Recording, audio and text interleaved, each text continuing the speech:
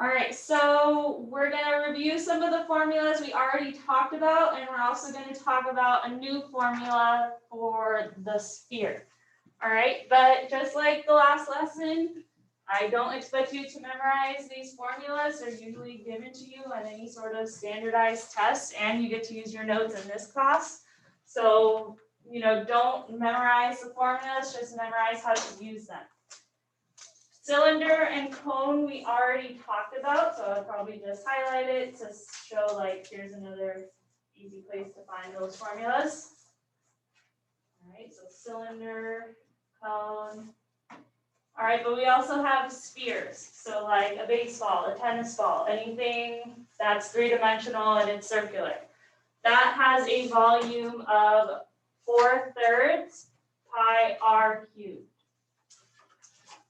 All right, so just showing you the formulas, maybe star or highlight this page.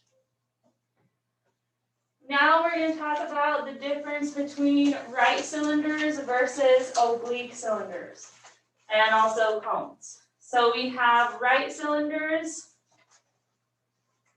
that have the height or altitude drawn from the centers of both circular bases.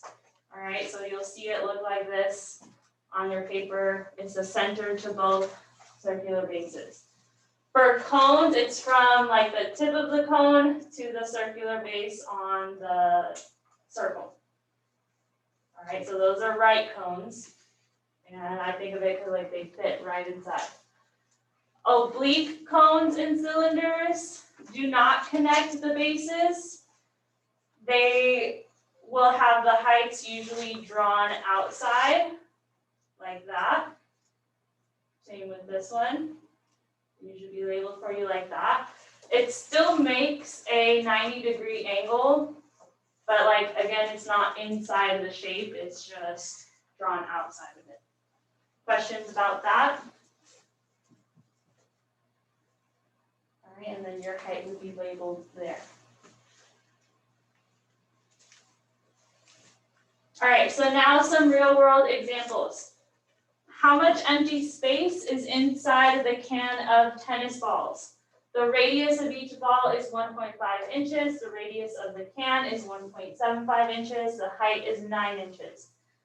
All right, so you have to just figure out what it's asking you, how to set up your problem. So what two shapes am I dealing with for the tennis ball can? Circle. A sphere and a cylinder. So I have a sphere representing the balls, right? And I have 3 of them, so I have 3 spheres. And then I have a cylinder that's holding them. So that tells me what formulas I'll be using. And since it's asking me about empty space, what am I going to do once I find the volumes of each? Subtract them. And it would have to be the cylinder volume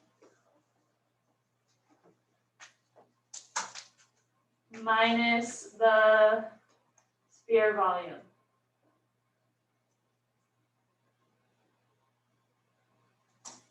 All right, if you haven't put your headphones away, put them away. All right, just during the practice and breaks. All right, so cylinder volume minus sphere volume will give me that empty space. So first, let's find the volume of the cylinder. Look in your notes for that formula. And that formula is V equals pi r squared h.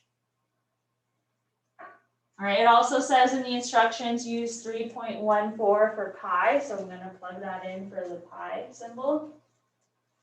What did it say the radius was for the cylinder? 1.75 inches.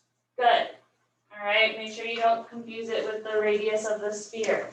The can is cylinder shaped, so use the radius of that.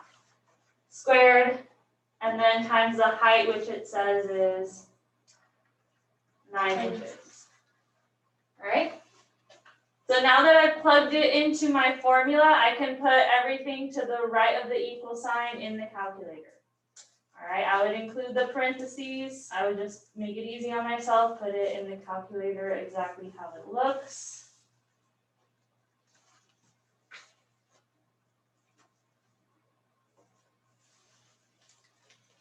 And then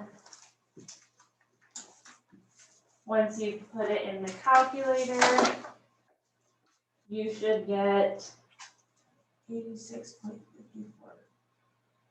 good. I got 0.55, but close enough. About 54.6. Well, so yeah, rounded, but it's really close. All right, good.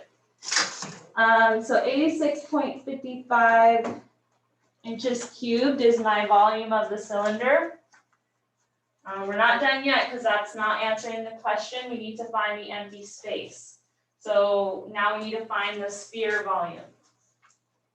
So the sphere volume has a different formula, so find that in your notes. That volume, or that formula is 4/3 pi r cubed. And that's an r, not a v. All right. Plug in what you have. They want pi to be 3.14. And what's the radius of the sphere?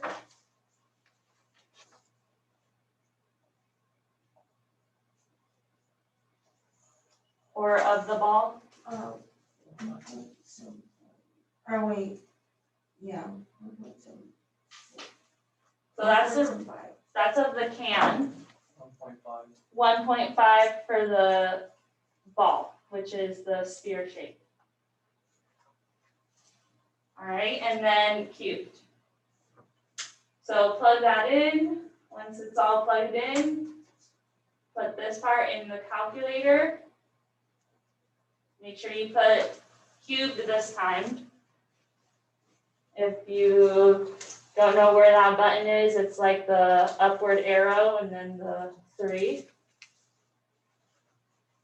All right, but it should look just like that in your calculator before you press enter. Maybe you want to put the fraction in parentheses so that it doesn't mess up.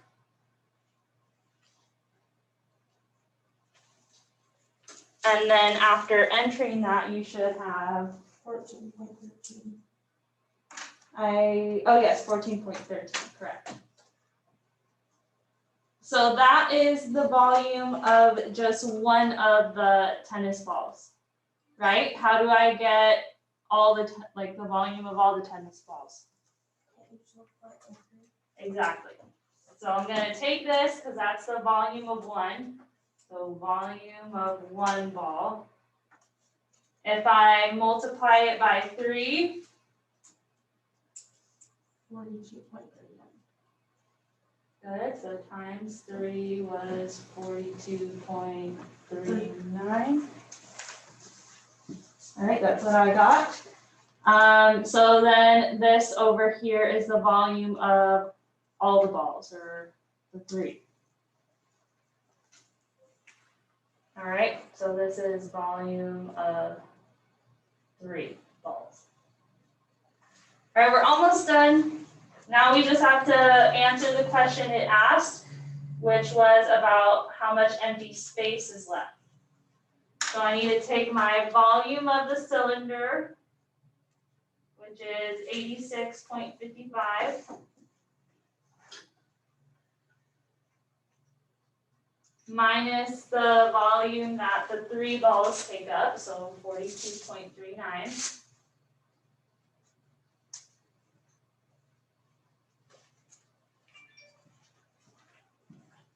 Which means that I have 44.16. good 44.16 inches cubed of the empty space. All right, so the only silly mistakes I foresee you guys having is just putting stuff in the calculator wrong or not answering the question asked. So just make sure once you think you have an answer, reread the problem.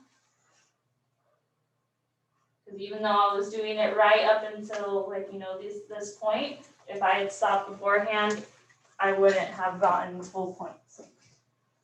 All right, questions, comments?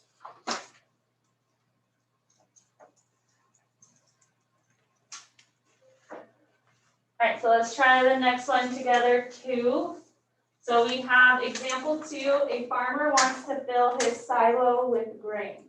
All right, didn't know what a silo was until I was looking at these notes, but here's a picture. What 2 shapes are involved in this picture? A cylinder and a cone. Good. So cylinder and a cone. And we're told to find the volume of the silo. So the total volume. All right, total volume. What would I do once I find the volume of these 2 to find the total volume?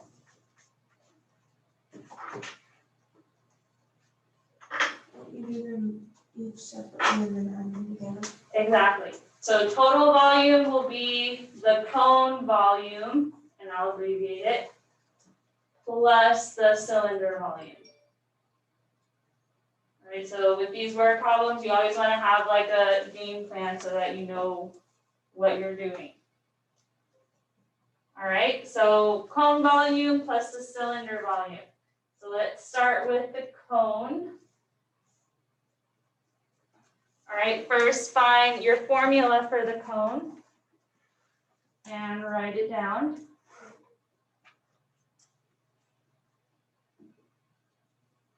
All right, so that formula is 1/3 pi r squared h. And then plug in what you're given. So it wants us to use 3.14 for pi, so that's what I'm going to put for the pi symbol. What's the radius of the cone? 10. Good. Don't confuse it with the other shape, even though it happens to be the same in this problem. All right, radius of the cone is 10. Height of the cone? 10. Good. All right, once you have it all plugged in, enter it in your calculator. Again, you might want to put the fraction in parentheses just so that the calculator doesn't read it wrong, because it will. All right, so what I boxed in red into the calculator.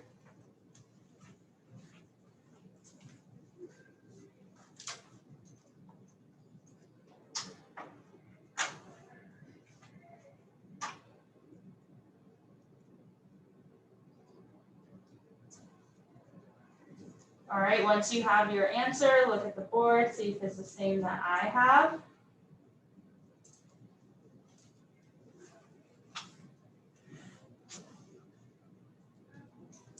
All right, so if you put in the calculator the right way, you should have had 1,046.67. All right, am I finished? Can I move on to the next problem? No. No, because we didn't answer the question that's asked. It wants to find the volume of the silo, which is 2 shapes, not just the cone. All right, so now find the cylinder volume. And that has a different formula. So make sure you're always checking. That one is pi r squared h. Also, just kind of like a side note, I would probably star this problem. All right, now plug in what you are given for your volume of the cylinder. They want us to use 3.14 per pi. What was the radius of the cylinder? 10. Good. And then 10 squared times h. So the height of the cylinder is 30.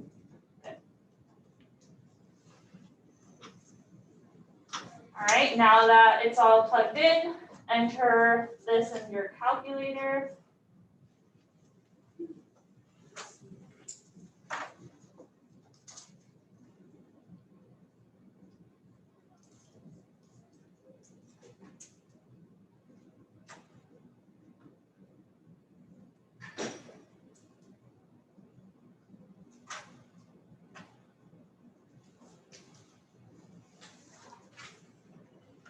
All right, and then if you entered it the right way, you should have had 9,420 feet cubed. All right, questions?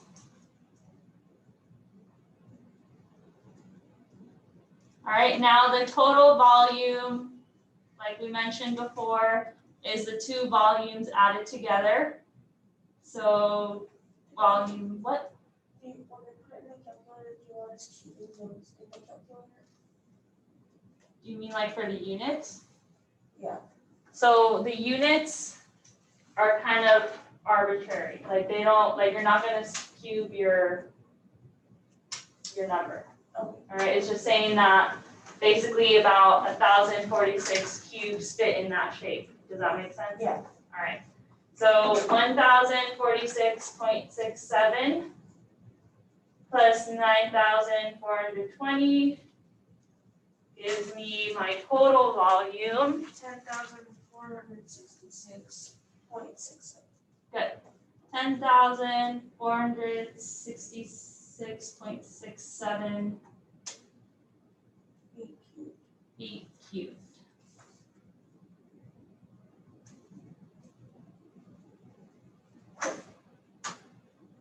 All right, that is our volume of the silo. All right, makes sense. This is pretty easy.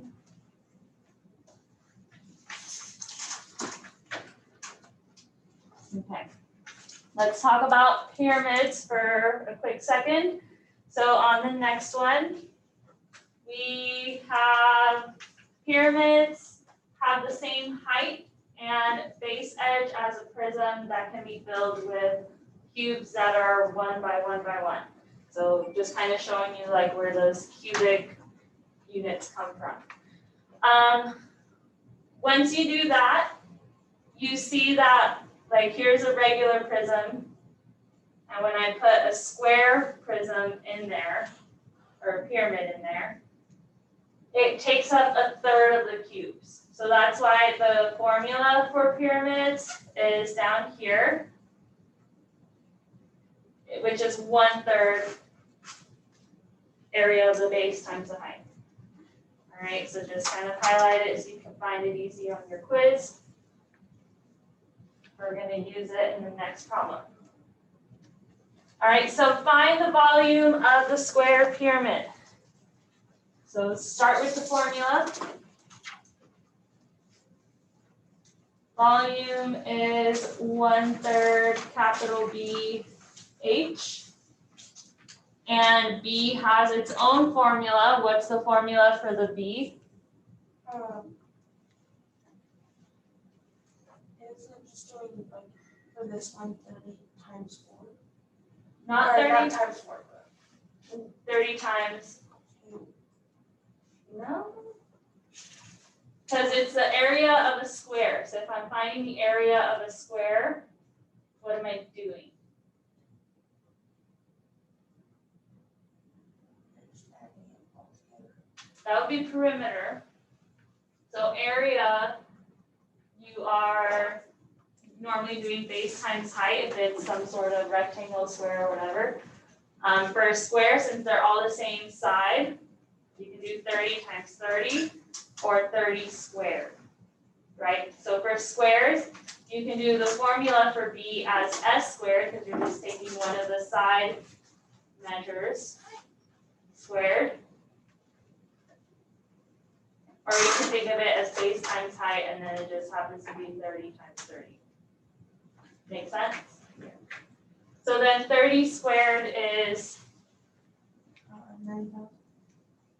I got 900. Alright, yeah. 900. So now that I know what B is, I can put that into my formula to find the volume, right? Because they didn't tell me what B would be. So I have V equals 1/3 times B, which we figured out is 900. So it's a side length of the base squared. And what's the height of the pyramid? 8. Good. Now that it's all filled in, plug it into your calculator. Again, you might want to put parentheses around the fraction. Put this in the calculator.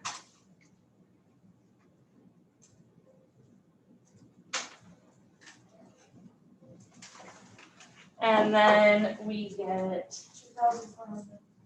Exactly. Right, so practice entering it in your calculator. If you get something other than 2,400, let me know so I can check what you're entering. All right, and that'll be meters cubed this time.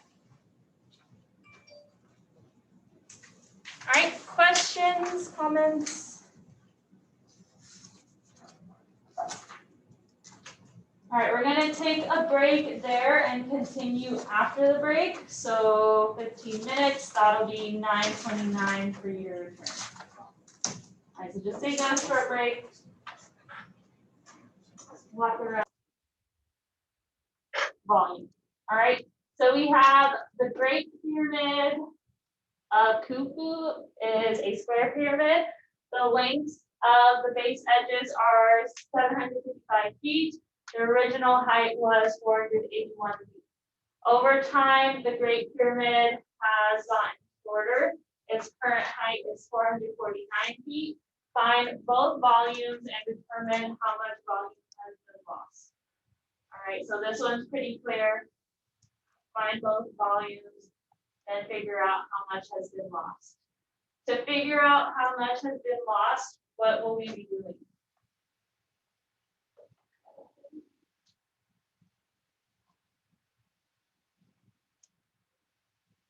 What did you say? Subtracting, good. So I would have to subtract what from what?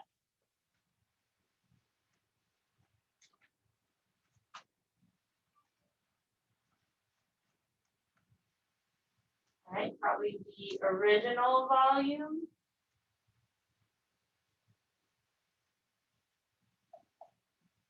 And subtracting the original volume minus the current volume. All right, so first let's find the original volume.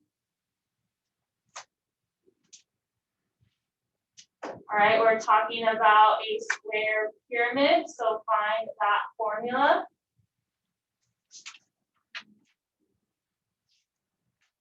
That one is 1/3 capital B times H. What is the formula for the B again? It's 7 squared. Good, because we're dealing with a square pyramid. So plug it into your formula. Probably need to find a capital B first. What is the side length for the pyramid? 755 feet, and we're going to square it. So that in the calculator square is a big number. Oh, it's kind of big. So 570,025. All right. So that value of B is what we'll be using. Can I use it for when we're finding the original volume and the current volume? No, because it was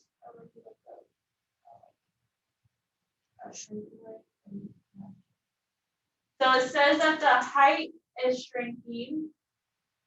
So it's actually, you can use it for both. All right, it doesn't say anything about the base changing at all, so I am going to use this B value with both equations. All right, and then what was the height for the original volume? 449. That would be the original one, sorry. 481. 481. All right, so it says it here, original height was 481, but also the fact that it is decreasing over time, the original one would have to be the one that's bigger. All right, so now that we plug that into the formula, plug it into your calculator. Probably want to put the fraction in parentheses again. And then put this in your calculator.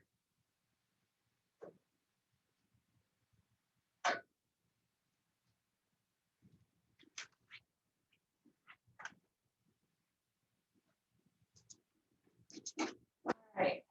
When you put that in your calculator, you should get a large number, just round it 2 decimal spots. So we have 91,394,008.33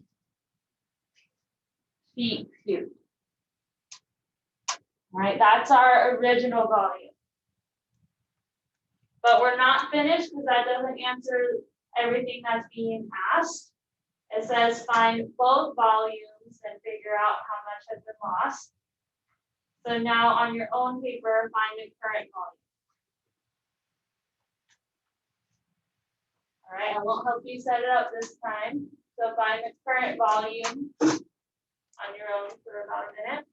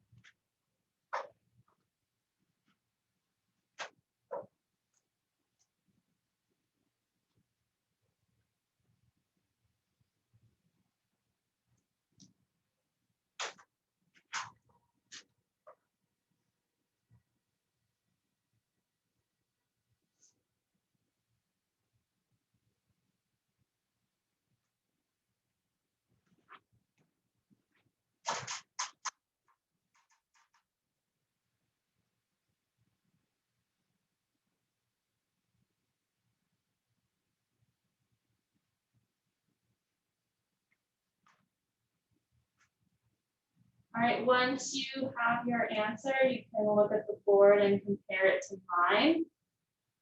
All right, look at my setup if you got something different.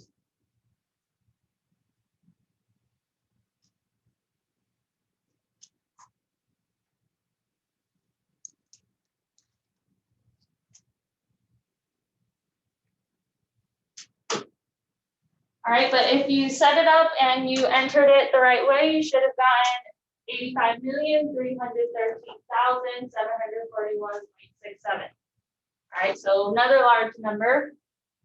Now that answers part of the question. We found both volumes, so I'll just kind of box that up. All right, but we're not finished yet because we need to find the volume that was lost. All right, we kind of set it up earlier. To find the volume that's lost, it's going to be the original volume minus the current volume. All right, so total volume lost will equal that bigger number, so about 91,394,008.33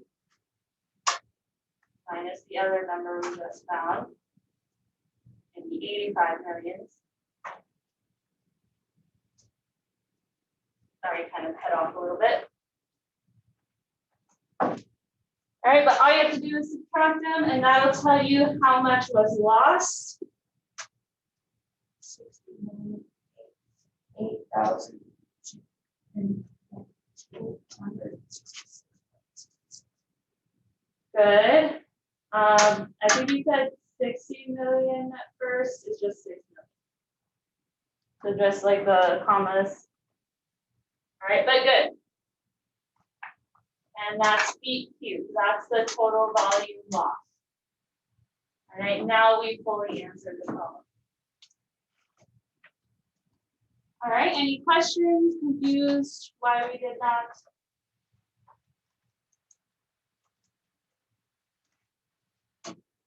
All right then. Now we're going to talk about changing dimensions. So on the next slide, we have when we change the dimensions of a 3D object, the volume changes. So I would highlight that part. If you change the length, width, or height of something, the volume also changes, right? So take a look at these similar figures down here and come up with a general rule for similar 3D figures or solids. Remember that similar figures have congruent angles and sides are proportional. So I would highlight that part as well. Similar figures have congruent angles and sides that are proportional. All right, what you should be noticing here, because this is more like GO1 stuff. We're going to be looking at this GO1 later too.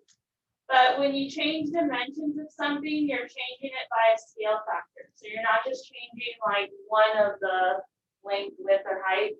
You're changing each one by a scale factor, like multiplying by it. So in the first one, I have a scale factor of 1.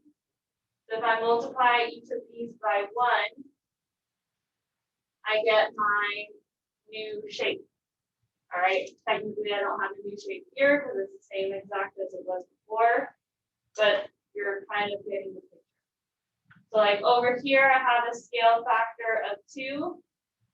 So to get my new shape, I'm multiplying each dimension by 2, and that's how we're getting the new dimension, right?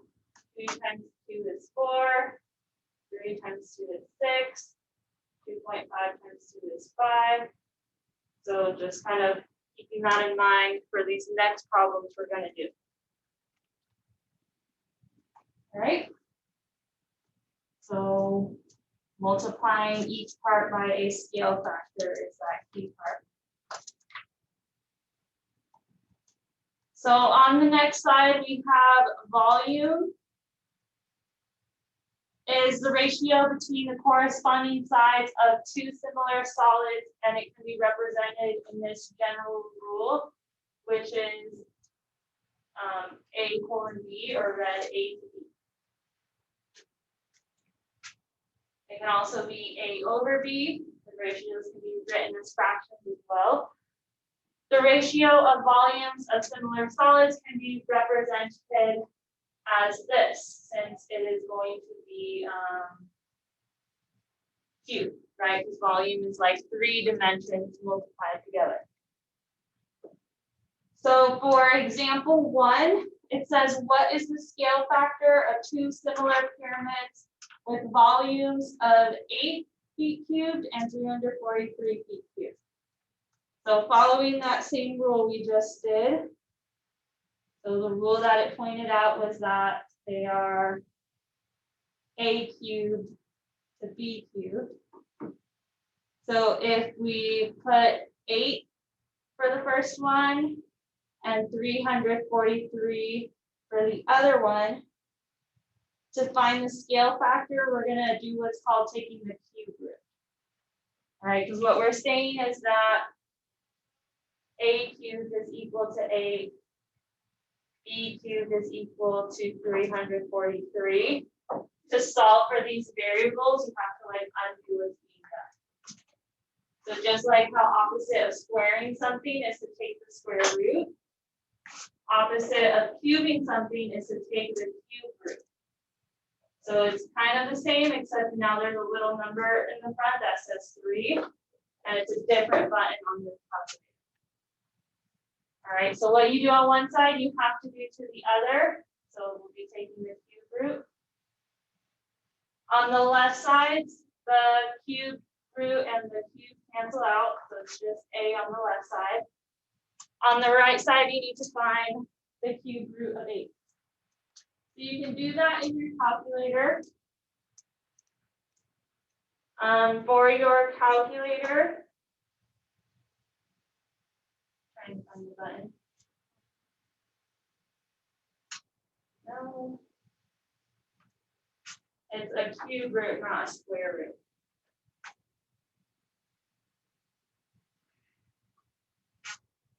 All right, I'm looking for the button on here. I'm not finding it. But you can also do, so in your calculator,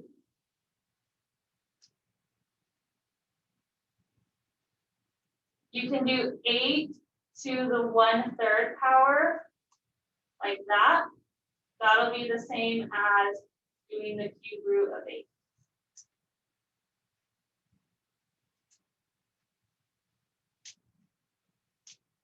Right? So if you do 8 to the 1/3 power like that, put the parentheses and everything and the little caret button, that's the same thing as doing the cube root of 8.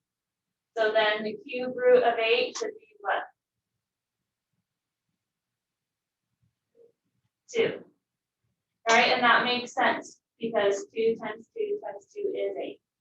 Make sense? All right, now find B doing the same thing. So in your calculator, we're doing 343 to the 1/3 power. So, and that is 7.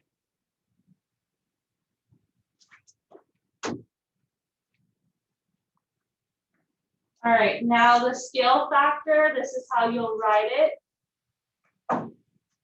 The scale factor is A:B. So we're just going to write it as 2:7 because that's what we have for the A and B values. All right, so my final answer is that I highlighted down here. All right, questions?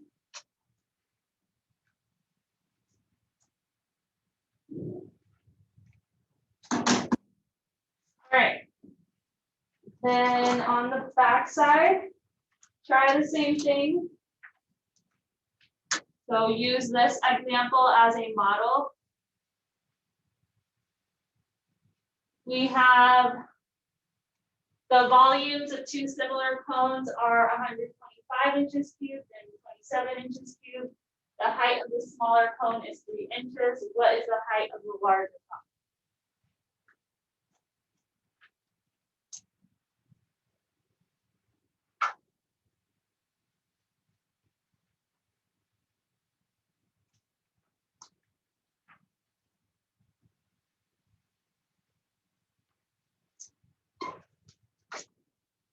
All right, again, use the one we just did as your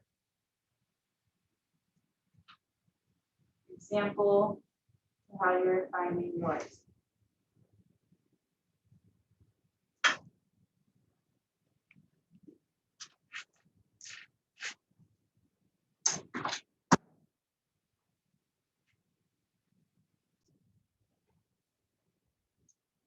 All right, so just like in the last one, this is the rule that we are modeling what's in the blue after. So in order to find the values of each one, so since A cubed equals 125, in order to solve for A, I need to do the opposite of cubing it, which would be to do what? Taking the cube root. All right, so if I take the cube root of each side, on the left it goes away. It's just an A now on the left. On the right, you'll have to enter this in your calculator.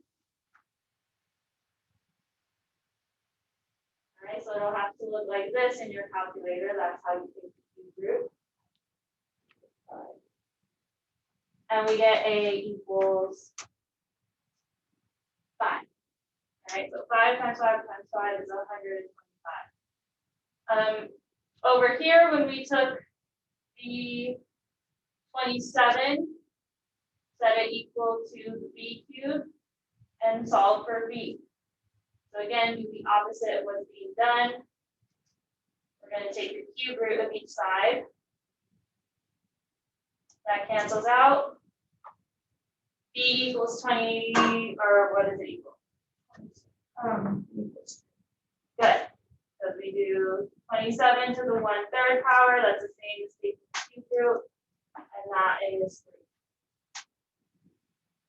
All right, so read the problem again. It says the height of the smaller cone is 3 inches.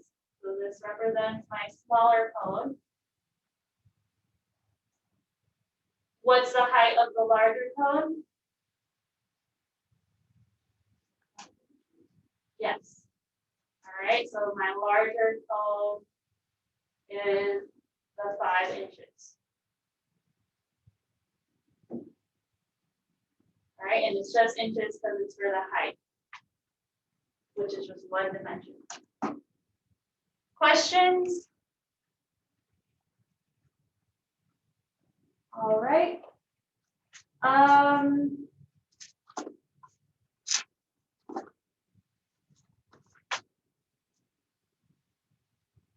let me see if this next part is actually on your practice.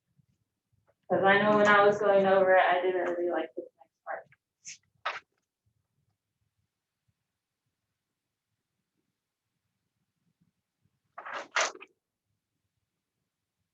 All right, so we have to do the next part, sorry.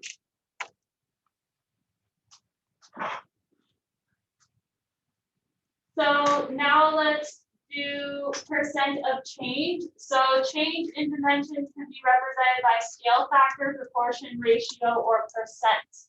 So we haven't done percent of change yet. So a new way to represent a ratio. And we're going to start with example 1. We have Jennifer has a 1-year-old sister named Kelly. Kelly has a toy that's shaped like a cube. Since Kelly is getting bigger, Jennifer wants to increase the dimensions of her toy by 25% of the original length. Find the missing percentage. So the way that we do that is first you have to imagine the cube as 25% bigger. So that would be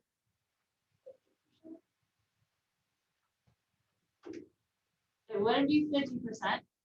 It would be 100% is your original plus 25% because it's getting bigger, not smaller.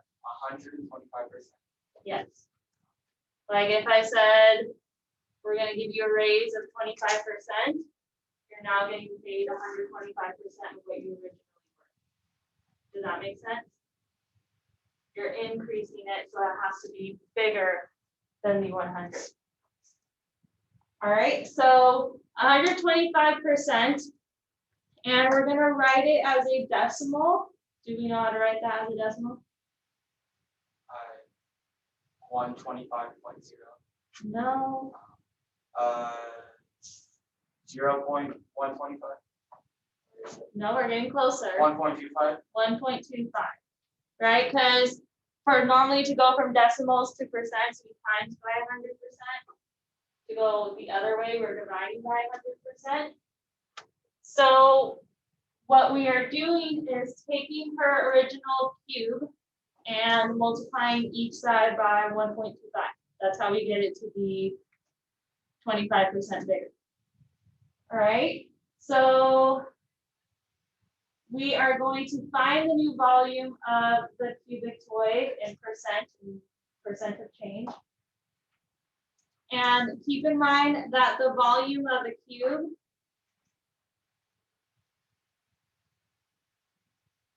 is S cubed. All right, because volumes of cubes, they're the same, they're like squares.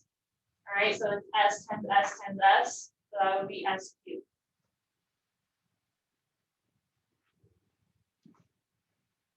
And we have the volume of the new cube is going to be, so we have volume of new cube.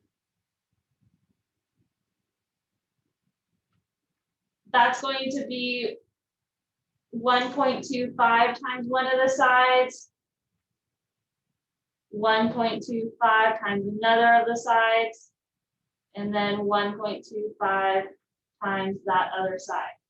Because again, cubes have 3 dimensions, so you're multiplying it by each dimension. All right, we can rewrite this as 1.25 cubed, because it's being multiplied 3 times by itself. We can rewrite it as 1.25 cubed, and we can leave the s cubed next to it. All right, so that's what we're doing, is multiplying each side by 1.25, which would be the same as doing 1.25 cubed and then s cubed. Question so far? All right, put 1.25 cubed into your calculator.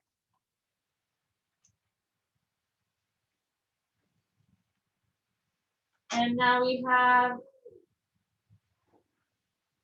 it gave me a really long decimal that it wanted me to write down, so I'm just gonna write it down. 1.953125. And then that s cubed, just bring it down.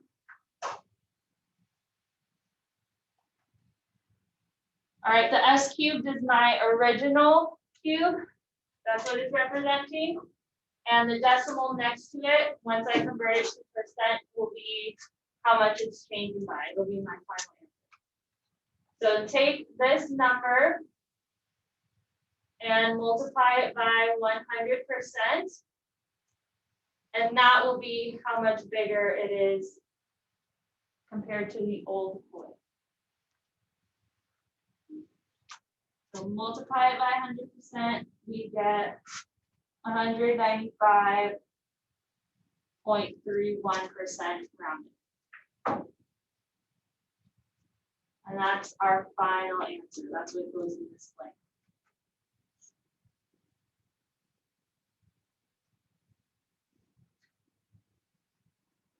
The new volume will be 195% about of the original volume. All right, questions about that?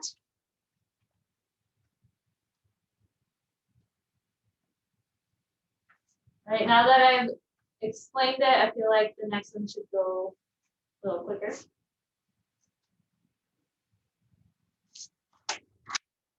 All right, so example 2 is a really similar problem. So kind of use this one as your model.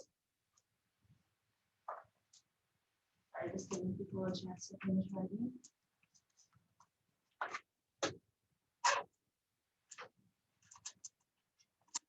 All right, so example 2. Each dimension of a rectangular prism is increased by 40%. All right, so it's increased. It'll be, here, let me just kind of draw it out for you. It's increased, so it's getting bigger. So we have 100% will be the original plus the 40% that we're adding to it.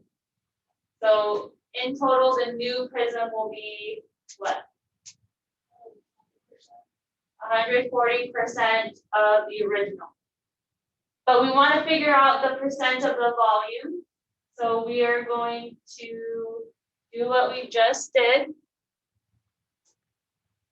which is to first write down the volume for a rectangular prism. Do you guys know what that is?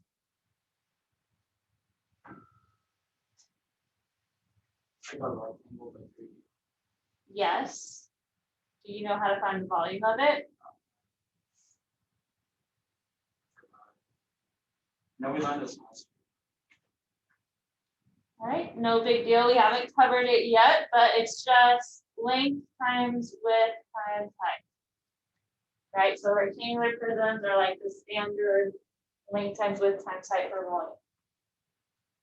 So if I'm increasing each side 140%, so I'm multiplying it by a decimal, what's 140% written as a decimal?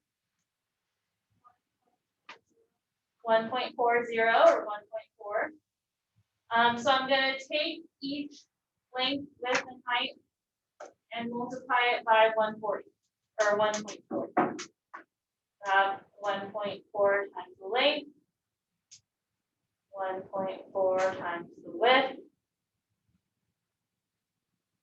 and 1.4 times the height.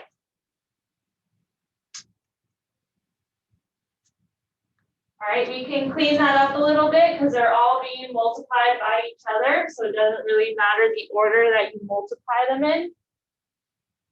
So I could just do the 1.40 cubed because it's being multiplied 3 times by itself. And then times length times width times height. We're going to put the 1.40 cubed in our calculators.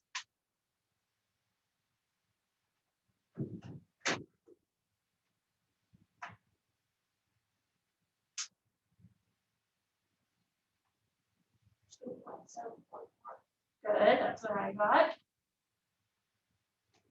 We put that in our calculators, get 2.744 times length times width times height.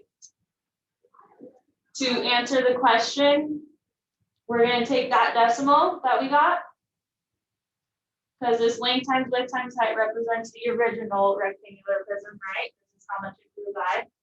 To write it as a percent, we're going to times it by 100%. So that written as a percent would be, no?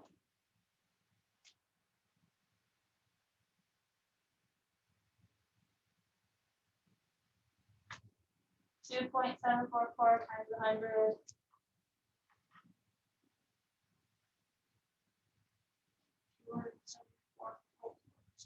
Good. All right, so moving 2 decimal spots, or I just type times 100 in my calculator, and that is how much the new prism is of the original volume. The new prism has a volume that is 274% of the original. All right, questions, comments?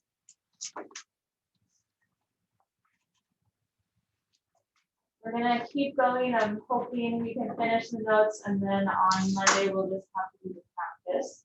So, bottom of that page, we have example 1. So now we're talking about coins. Each coin in the treasure chest has a radius of 1 inch and a height of 0.0625 inches. If there are 225 coins in the chest, what is the volume of all the coins? All right, so first, what shape is a coin? It's circular, kind of, so one of the shapes that, good. So the coin is a cylinder shape. I kind of didn't even think of that at first, but coins have a cylinder shape to them. They're not spherical, they're not cone shaped, they're cylinder shaped. So we need to, in order to find the volume of all the coins, how would I do that?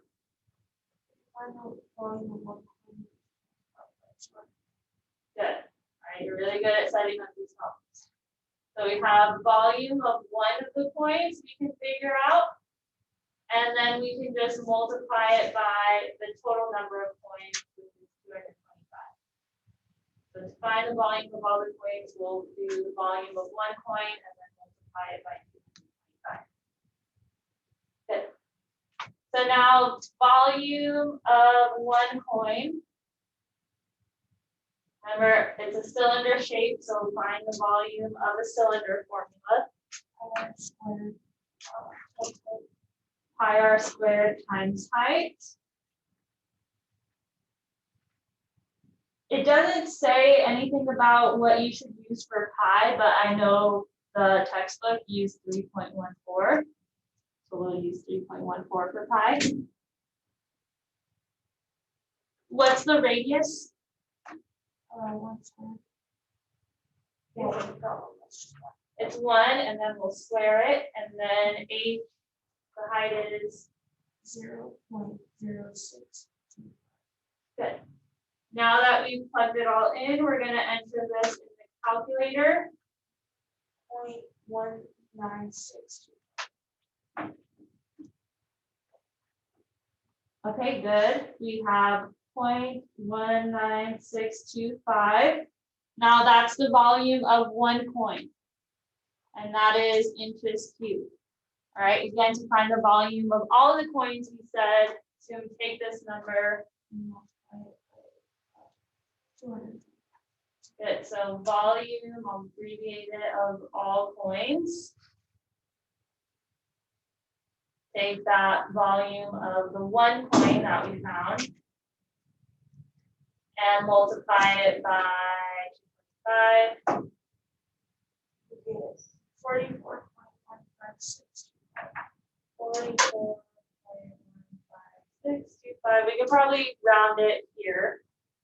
So 44.16.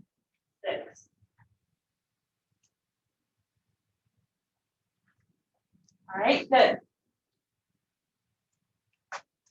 All right, questions on this one?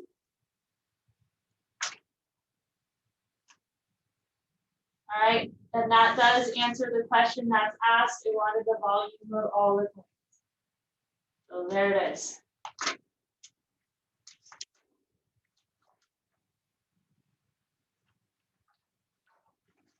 All right, now these next examples are about the same situation. So we're talking about the coin still in this treasure chest. So this next example says if each coin is worth this much money, so $1,661.29, how much are all the coins worth?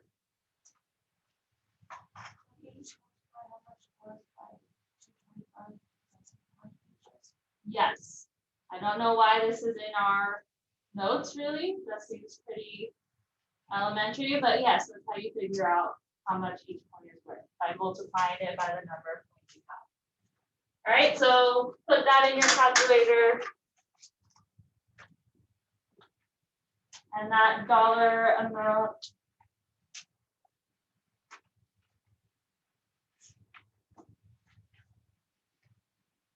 $373,790.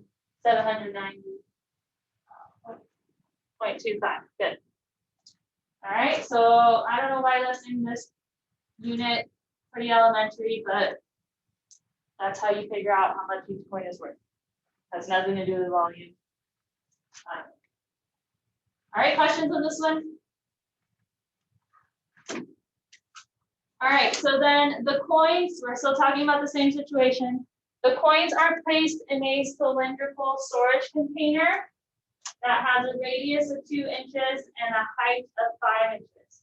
How much empty space is in the cylinder after all the 225 coins are placed in? So we did a problem with empty space earlier. So how do I answer that question? What do I need to find? Right, exactly. We need to find the cylinder volume, so the volume of the container, minus the total coin volume. That'll tell us the empty space. So take like a minute on your own paper, find that cylinder volume.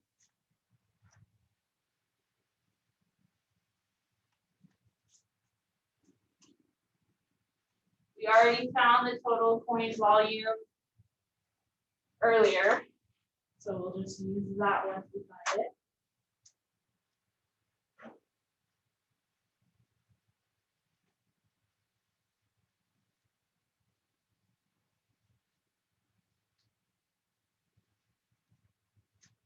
Question? Okay, we'll let them set it up a little bit and then I'll ask you.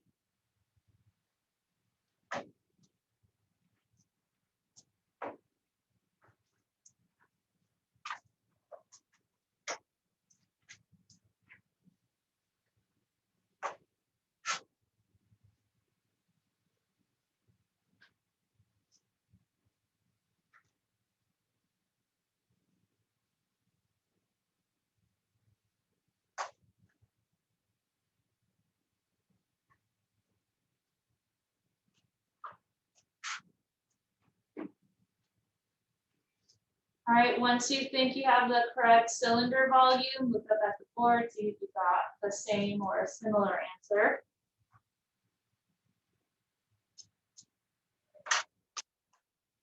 All right, and then calculate the empty space. So take that cylinder volume and subtract the total coin volume, which we found at the bottom of page 7.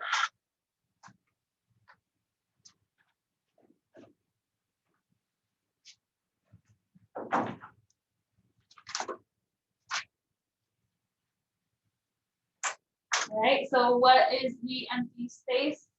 18.64 inches. Good, and that answers the question asked, so now we are finished with that problem. All right,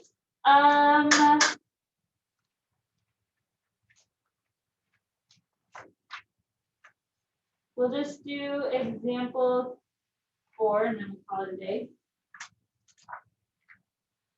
Any questions on this one? Anyone need me to stay on this page? All right, so if the dimensions of the coins doubled, what would be the new volume of the coins? So you would not multiply it by 2 because you have to multiply each of the dimensions. So for the We get the actual dimension of each point. Volume of those altogether and then. So what was the radius of the original coin? And remember, or you can look at bottom of page 7. Radius original 1. It was 1. So if we doubled it, what would it become? 2. So we have the new radius is going to be equal to 2. So that will double that. So the new radius is 2. And then the height would have to double 2. So the original height was, I think, 0.06. good. And then that times 2.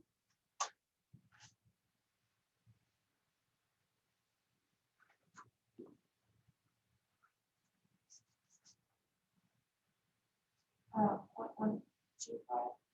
Good. So since the dimensions doubled, that means we had to multiply both the radius and the height by 2. So now this is the dimension of our new coin. You're going to want to find the volume of the coin, which is a cylinder. And that formula is pi r squared h.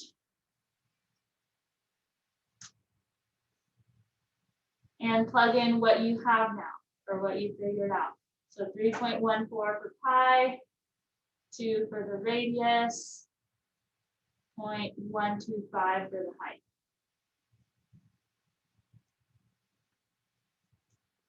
All right, put that in your calculator.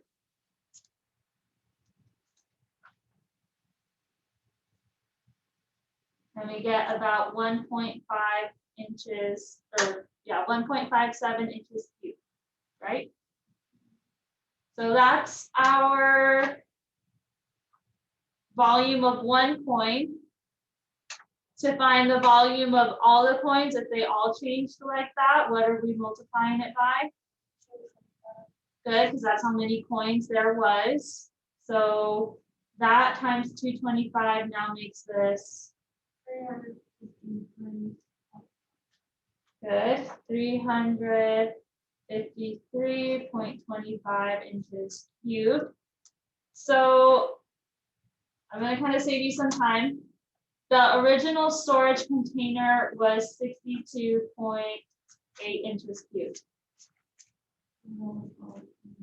So would the new volume fit in this? So it would not fit. And we'll just leave it at that. I think it asks one more thing, like how much space do you need? You know, all you would have to do is subtract these two to figure that out, which I think you guys did. All right. so just once all the calculators are put back, you can go. We'll do the practice for this on Monday.